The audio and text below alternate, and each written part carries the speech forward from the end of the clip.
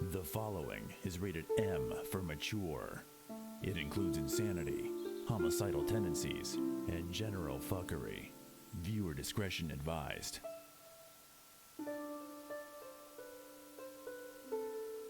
I do enjoy the fact that I have that fucking warning.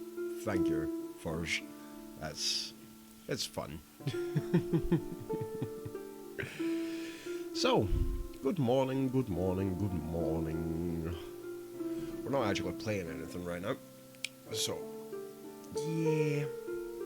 Chill out with some coffee.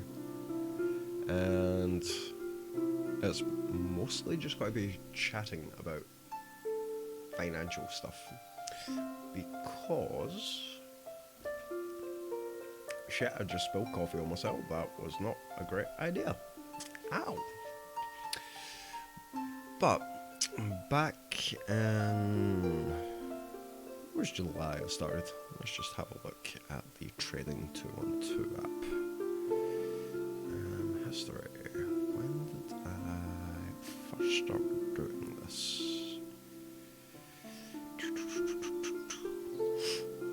Yeah, back at the start of July,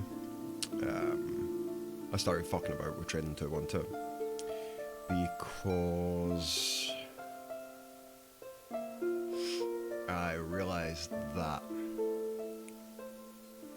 with the baby and stuff, I had to secure some kind of better life for her. So basically, back in like October 2018, I had been working for the same company for like 5 fucking years.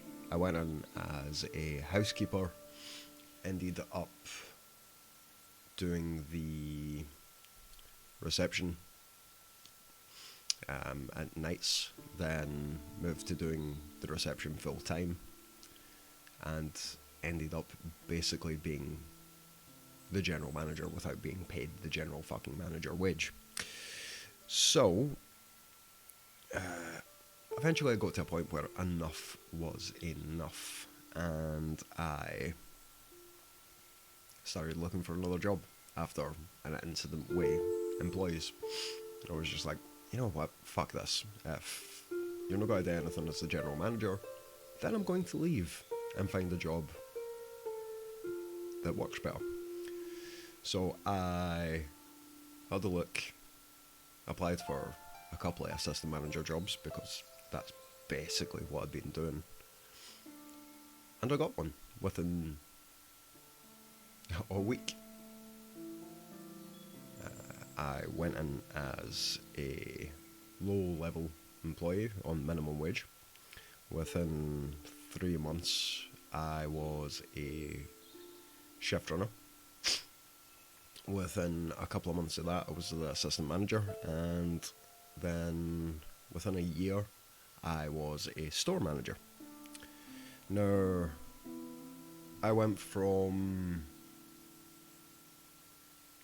about $1,600 a month being the receptionist to just now my average monthly income with bonuses and stuff is £2,400, which isn't a huge increase, like after taxes and stuff, because I get taxed a lot more now. So I was walking out with like 1,300, then 1,600, and now on average it's about 1,800. But back in 2018, my now partner came to live with me for a wee while she finished up her university course. Yeah, we kinda accidentally a child that was born in February 2019. So that also prompted the, yeah, let's change fucking jobs thing. So, this entire fucking thing and educating myself about finances has been prompted by having a small fucking life to look after. Which is interesting, but that's a story for another day. So, I suppose first off, let's look at my finances as they stand this month. So, unfortunately, the camera's kind of in the way. It's going to be in the way no matter what I do here. I should really unlock this. 2 seconds. Just move this about a little bit. There we go. Pull that over to there. Pull this in. Pull that down, because we don't need most of that shit. So, there we go, and we can relock that. So, depending on what you can actually see for there, because looking in OBS I cannot see a lot. The way taxis work in the UK, and Scotland specifically, which is where I'm from, you receive a tax allowance every year that comes off of your total salary that you do not get taxed on. Then you get taxed national insurance, income tax, and now we have what essentially is a tax, but it's a pension fund, so you get that back. But not until you're like 65 or something, so it's somewhat pointless, but it is money that will be sitting there at the end of the life to bolster what you get as a pension. It's pathetic, which is why we're now doing this. So, for this month you can see I got paid about 2,400. After you take my tax allowance off that, the taxable amount's about 1,400. And off of that comes like 500. So, we're looking at 1,876 for the month. Right now, I am basically, the household's operating just on my income, and we're looking at roughly a 31,000 a year salary. Bonuses dependent, because sometimes I don't hit my bonuses, but normally I'll hit at least half them in a month, or a 4-week period. So we're giving it like 50% of your fucking income just in random bills. The internet, which is provided by Virgin, I actually need to phone up and either cancel or pretend to cancel to force them to give me a lower rate, because new customers pay like £25 for what I'm paying fucking $55 for, and I'm really not happy about that. 10% just for money for me to fucking piss up the wall, and we are saving £250 every month into basically just an emergency account in case something comes up. But if I still have that at the end of the month, I'm sinking that back into my investment accounts. My investment accounts are odd, and I only started doing this in July, but there is currently £2,000 sitting in it between the two portfolios. And we have two portfolios because one is one that pays monthly dividends, the other is mostly American dividend aristocrats, which are companies that have increased their dividends and constantly paid them for X amount of years. So from all of this, you can see that we are still needing to account for like 9% of my wage, and there's basically £400. On top of that, there is another 80 that comes from the government for the kiddo, but that's negligible because we are just putting that in savings for her. So, the interesting bits. That's the finances as they stand at this exact fucking moment. Although my play fund's actually lower than £100 left because, god damn, I forgot to cancel Humble Bundle this month. But hey ho, these things happen. So, there's this interesting movement called FIRE, which is Financially Independent Retire Early. And they have a calculator you can go look up, which basically says that this is the amount you need to have invested by X date to retire. Now, currently, the amount I need is $33,100,000, which is a lot. Like, that's a lot of money. And I have had to do a lot of calculations the last couple of days to try and make all of this make sense. Unfortunately, you can't see all of this because of the camera, so let's just shift that down a little bit. There we go. So now you can see it. So, basically, to work out the amount you need to invest, you take your monthly spending, multiply it by 12, and then multiply that by 25. It'll tell you roughly how much you need to invest by the time you hit retirement age to live if it is invested in 4% growth. Now, my investments are technically, according to the Trading 212 Pi thing, 9 and about 13, which I don't think is accurate, but the way I have these set up is the monthly dividend one was set up for a 20-year timescale to give Lilith, my daughter, a sizable chunk of money that when she turns 21 she can use to do whatever the hell she wants with. Buy a house, travel, whatever. Fucking reinvest it and be a millionaire by the time she's 30 and never has to work a day in her fucking life. But that's only if all of this works out. So, right now, the monthly dividend portfolio has not paid out. Like I said, I only started this in the 8th of July, and all of this was not set up until August, after I'd done some research, looked into some companies, done some various other things, watched a lot of YouTube. There's actually some interesting people out there with some interesting ideas, although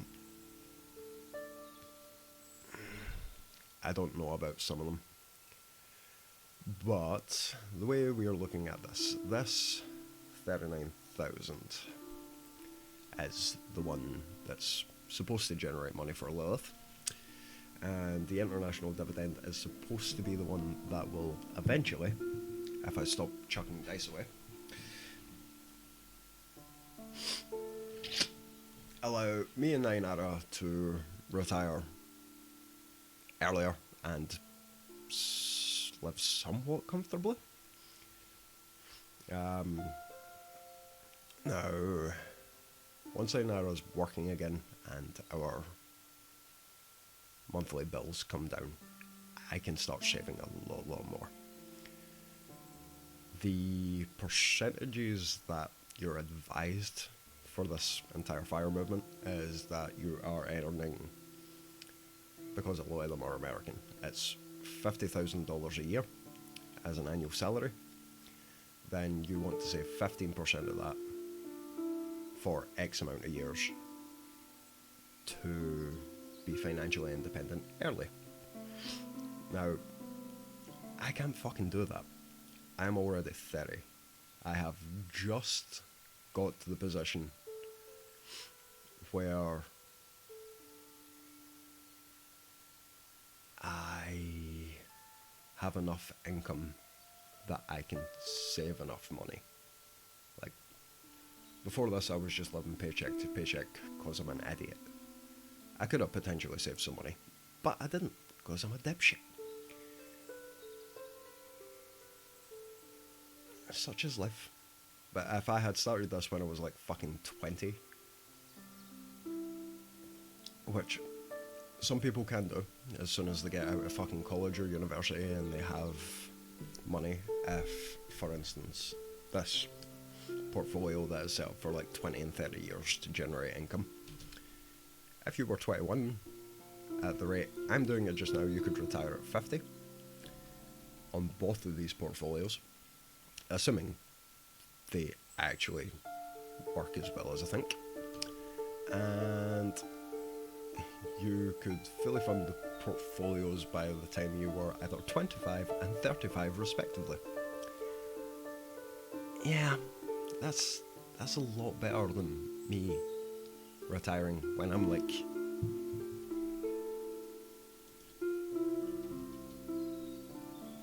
62 or 47.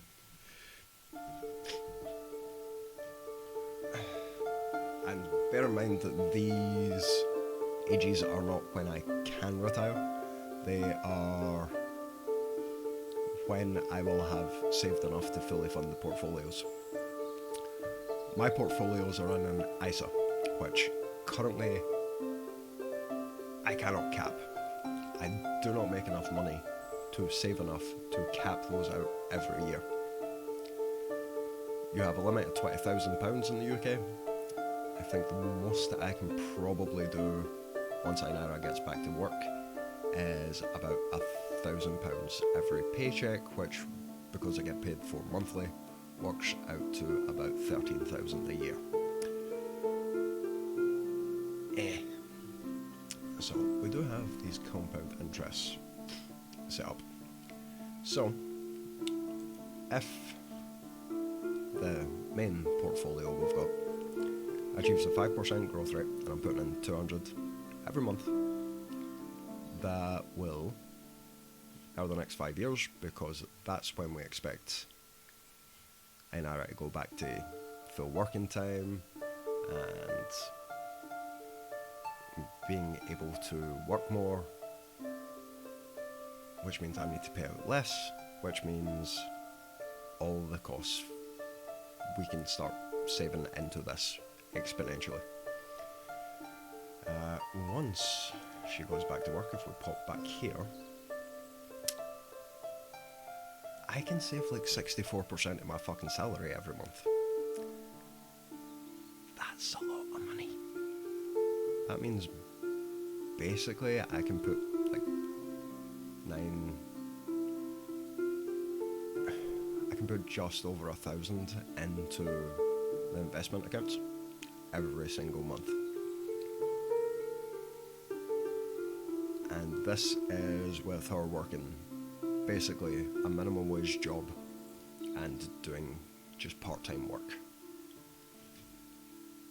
That leaves her with money left over and helping out with some of the bigger bills, and assuming I cut the Virgin bill down, because I need to stop paying that. But if we then go to, so I'm going to put 800 into this, and well, let's step back a second. So 200, it's not a huge amount, but at the end of 5 years we'll have 15,199. So I'll change this over to 15,199. And we up this to, will be about 800 we'll put in this. And then we're going to do this for another 15 years.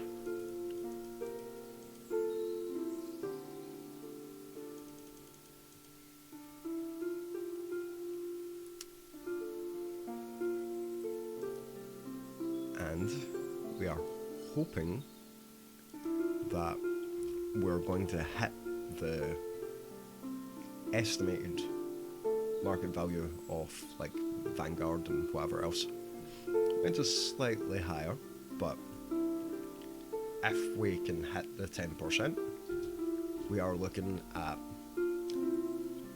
3,608,810, which is more than my fire number in 20 years.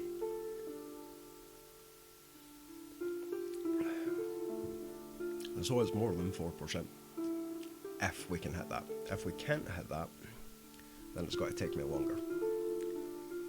If we can't hit that, we are looking at... I'll probably hit 5. So we're not too far off, which means we just need to increase the number of years we're going to do it for. So... 19. So we're talking 24 years before I can effectively retire, which puts me at like 55. Hopefully we can do that quicker. We don't know. But that's just that one account. This other one, where are we? See, that's the actual one that had a lot of different calculations going on in it. So this is basically, once we have fully funded Lilith's little portfolio, it's currently sitting at like 800, and we're putting about 100 in it every month. It's got to be like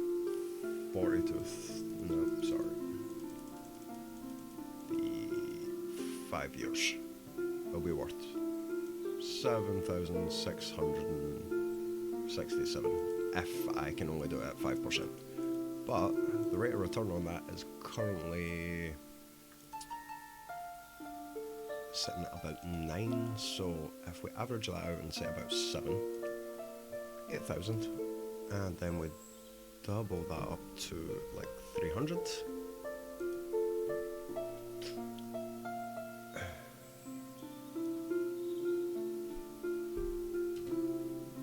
and we change that number, 31,000 in 5 years. But we're not looking at 5 years. We are looking at 5 plus another 5 to get her to 21. She'll have like 100,000 sitting there. And that's the ideal. I could theoretically take that 100,000, bank it all into my big savings thing here. And we can go 800 plus whatever, and then it just grows exponentially. Basically, we need a 4% return at any time scale once we have 300,000 to make more money than we will ever spend in our lifetime. I want to be way, way above that. So, my plan here is we're going to get our 13% return. Loads of clicking.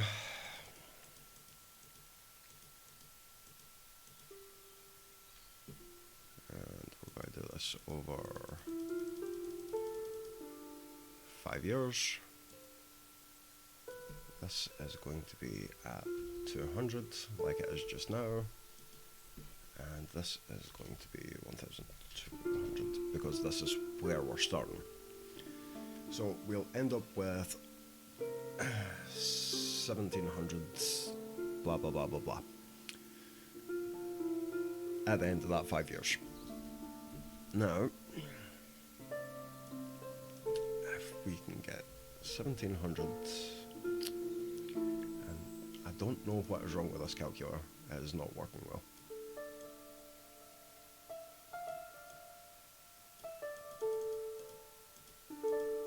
So say 1,700, and then we are sticking 800 a month into that. Another 5 years it'll be worth 94. Then we'll have 94 sitting there. Well, 93. And we'll continue to put the 800 in there.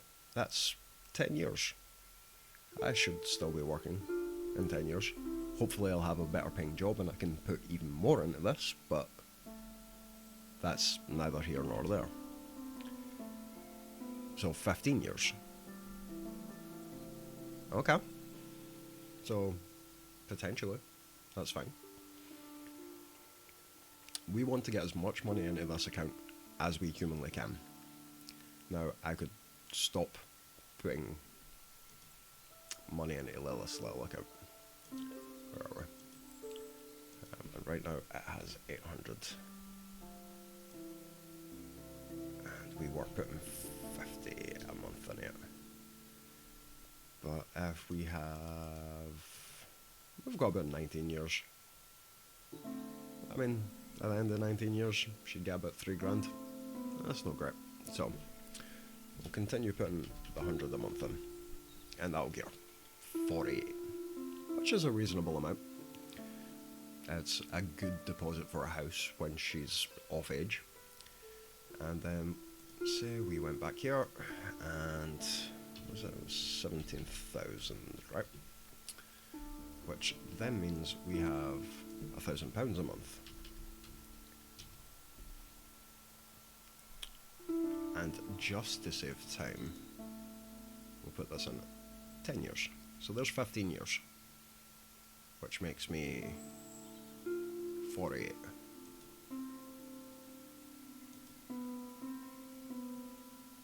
Huh, look at that. I can retire at 45. No, 50. But if I leave it,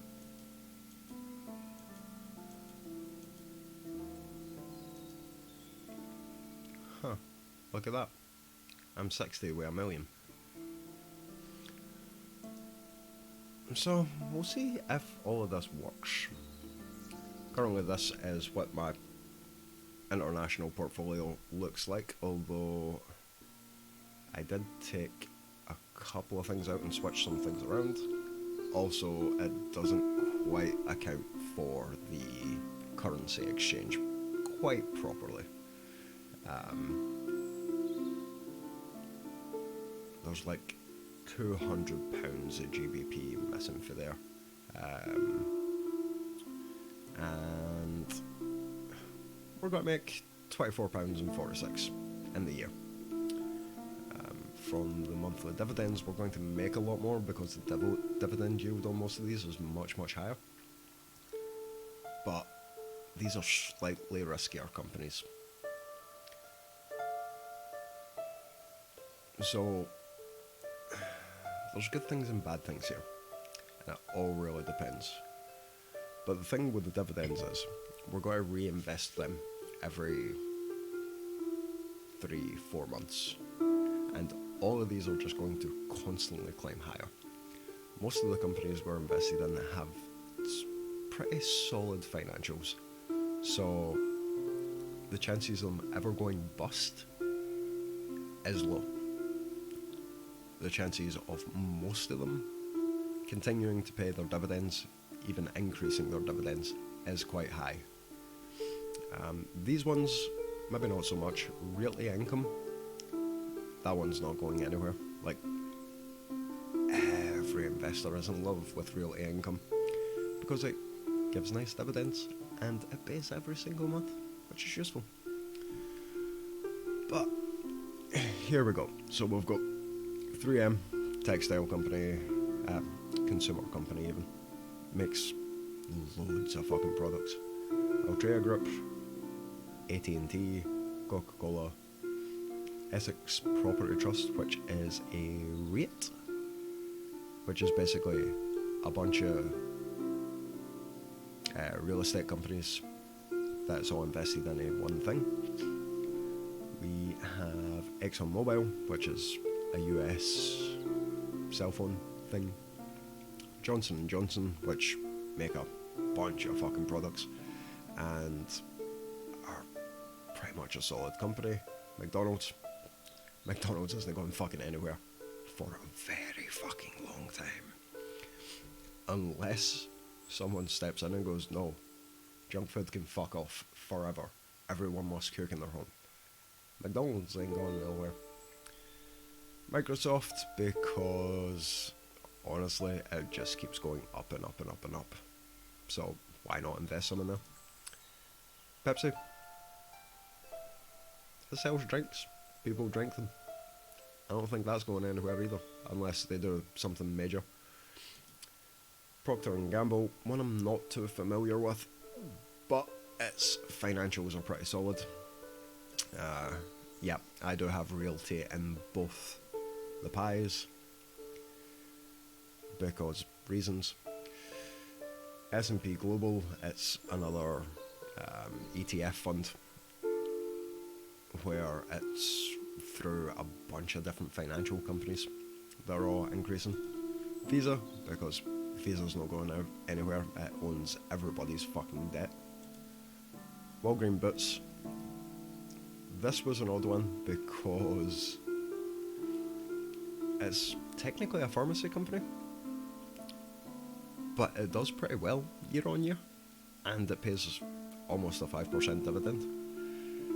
Well, it pays a decent amount, but it's almost 5%. So for every stock you've got, you get a wee bit back, which is good. Disney isn't going anywhere, and now with Disney streaming service, that's actually pretty good. I expect that to keep growing and growing and growing. Waste management is a US thing, like the bin guys in Scotland and whatever. It's all handled by external companies. Waste management is actually really interesting because it keeps growing despite everything going to shit. This is a London Stock Exchange company that mimics another ETF that's American. So I am hoping this ends up working out quite well, but finding the dividend information on it is quite difficult because I can't just pull it from fucking Google Finance, and it takes a lot of effort. It doesn't pop up on Seeking Alpha or some various other things, but it does have a nice little thing going for it. This is iShares in the S&P information technology sector. So it is more a growth stock than it is a dividend stock. Scottish Mortgage Trust is... There is an ETF called ARK, which invests in high value companies like Tesla, fucking Apple, Microsoft, various other huge fucking companies, that gets a decent growth percentage. So that's another growth stock. It's also Scottish, so got to represent. This one that says video games, it's actually something called Vectors. Now, I bought a percentage share in this just because I wanted to see how high it would go, and I didn't want to just sit it on a watch list. It went in at the market at like $20 or something, and I just wanted to see if it will jump up. So that's just a thing I've got there because I'm going to sell it. I just wanted to see how it'd do in the next few weeks. BP and IBM, two things I have not rebought. I did have BP stock before. I sold it off. Basically just because it was clearing out my list. I'm going to put it back into this pie. Hopefully it gives me decent dividends when they start back up again, because it did suspend them for a while. But it does pay, I think it's about 6% in dividends. And IBM is another that pays out quite a high dividend, but I currently haven't bought any stock in it.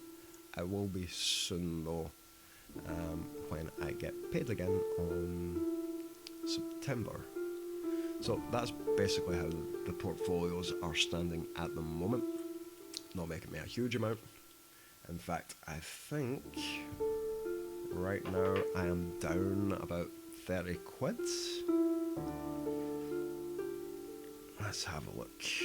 My portfolio is currently down £23.08, which is 1.12%, which is a good thing.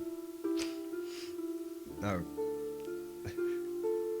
if you don't know how stocks work at all, it's quite interesting. Stocks going down is a very, very good thing, because you have the share price.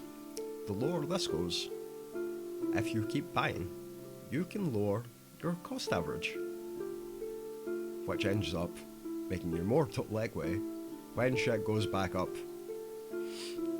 which is fantastic. So hopefully in the long run, over the 20, 30 years, the market will crash. It will. It's inevitable.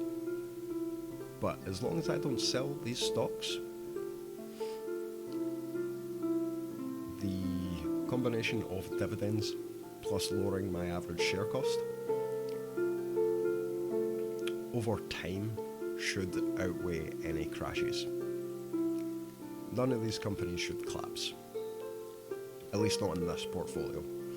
The monthly dividend ones, they shouldn't collapse, but there's a small chance they might because of the monthly dividend factor.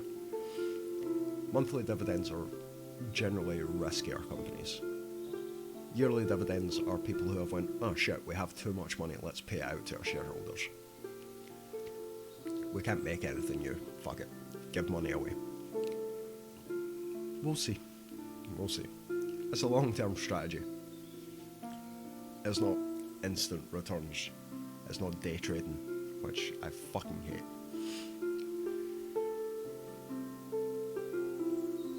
Yep, pretty much.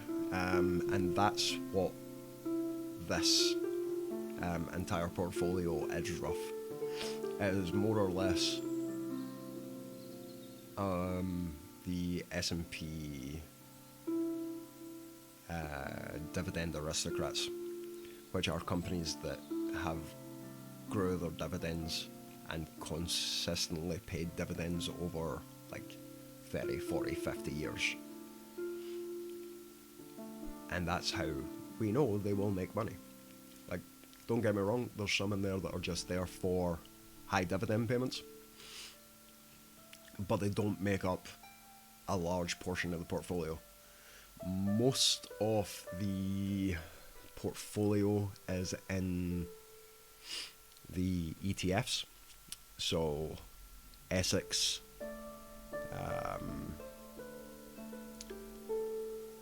Essex Realty, S&P Global, they make up the biggest portions, and then everything else is like 5 or lower percent, because I am hedging my bets on the fact that ETFs generally, as long as you pick decent ones, will always do quite well. It's just a general principle, because your spread's so diverse. If a couple of the companies go down, that's fine, because a couple of them will go up.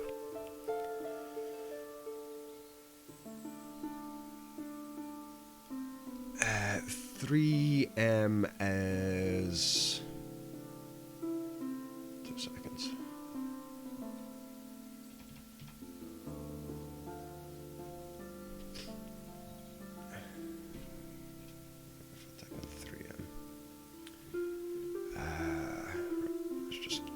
This a second, because I don't want people seeing all of my history.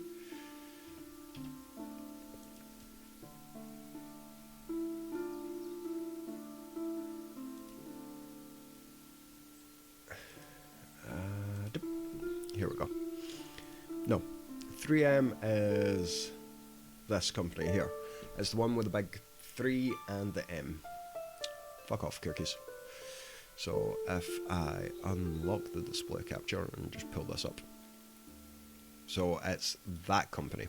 They sell shit tons of things. They sell products for businesses in a whole bunch of categories. They sell products for consumers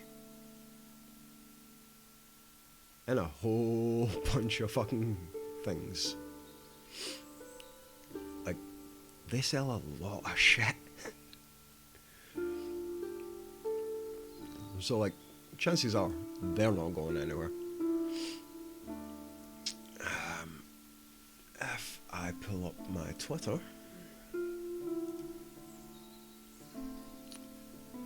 and I go into, let me just go into me. So I did link the portfolios. Here we go. So I can just load them up here. So like you can see here basically how it's made up. It's apparently going to give me an average annual return based on 5-year performance of about 13%. So that's good.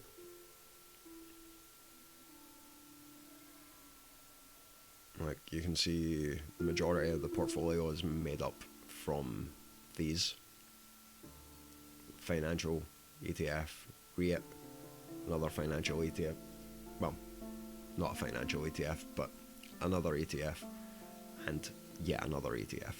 So like, the majority of this portfolio is made up of that. Like, that's where the high numbers are. The rest of it, 4, 4, 4, 4, 4, 2, 2, 2, 2, 2, 2, 2. And I just added ABVI and IBM and BP. So I said I'm going to be shortly who you lying bitch. So like that's that one. The other one is pretty much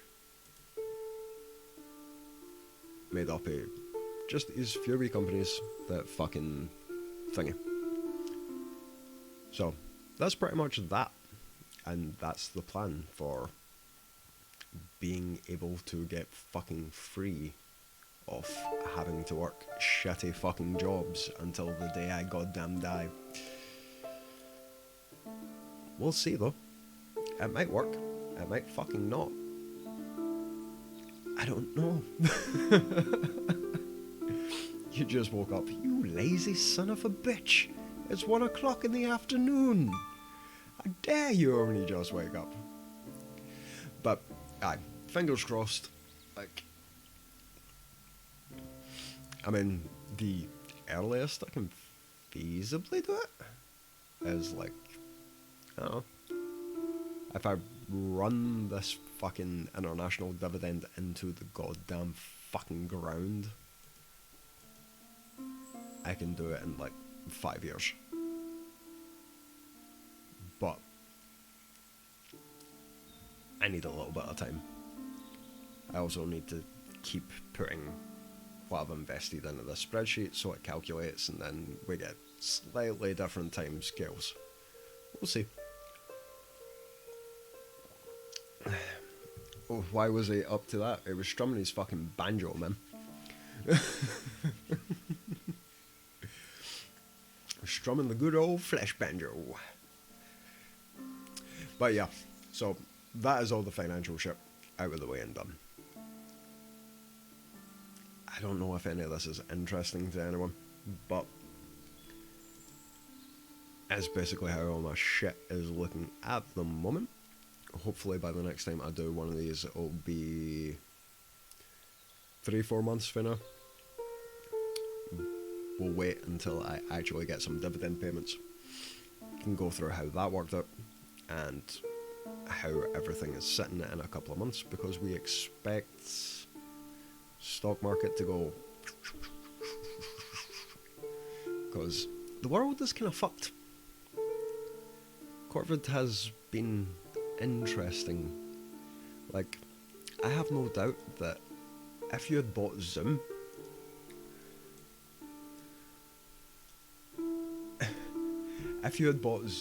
like, before all of this Corvid shit, you would be fucking rich right now. Like, yeah, I don't think Zoom had a very high share price. In fact, we can actually find out. 2 seconds.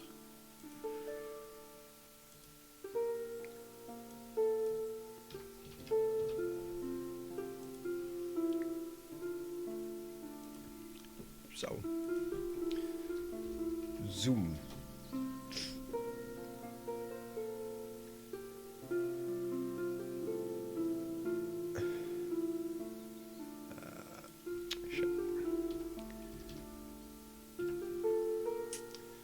Zoom Video Communications. I think this is the one, right?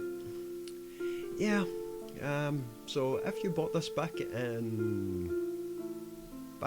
end of the year, like the start of the year, you're looking at $69. Right now, it is worth $290. Now, if I had had the money to do that back then, especially around about February, I'd have bought Zoom stock. Not a lot, but the minute the lockdowns started happening, I'd have bought a lot more Zoom stock, with the intention of selling it now. But that's speculation, and it is not a wise thing to do. That'd be very reactionary buying. But if I'd known how bad the fucking Corvid thing would have been, I'd have bought fucking Zoom. But that's how this works. It's like, it's the same with Tesla. A couple of fucking months ago, I was worth like $200 fucking dollars. I think the stock splits happen now, but like back at the start of the year, it was worth no. Right. So back when last year, around about August-ish, it was worth like $225. Right now, a single share of Tesla is worth fucking $2,000 more than that.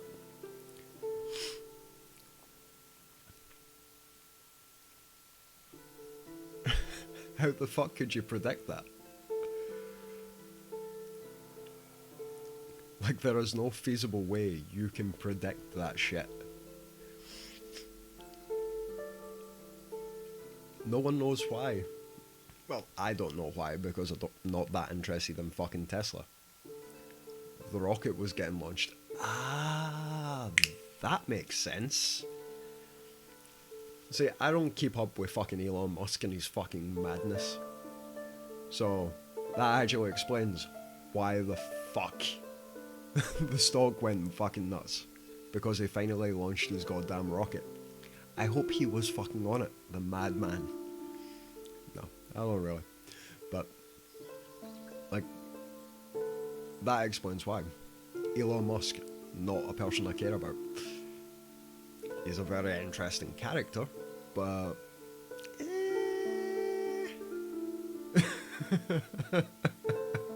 he's a bit of a fucking madman. So, I don't know, man. Like, shit, showing my personal fucking email and shit, but never mind.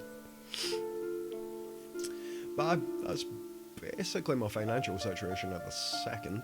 In like 3 months, I'll do another one of these, and we'll see if I've had any dividend payments, blah blah blah blah blah. We'll see what the current finance situation is, and hopefully by then we'll have something cool to show.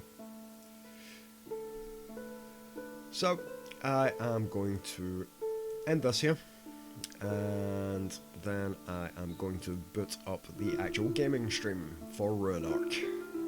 So hopefully I'll see you in a little bit.